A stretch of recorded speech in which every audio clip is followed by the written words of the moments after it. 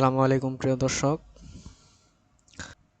এটা হচ্ছে আমার নতুন পেজ। সকলে একটু সাপোর্ট করার চেষ্টা করবেন।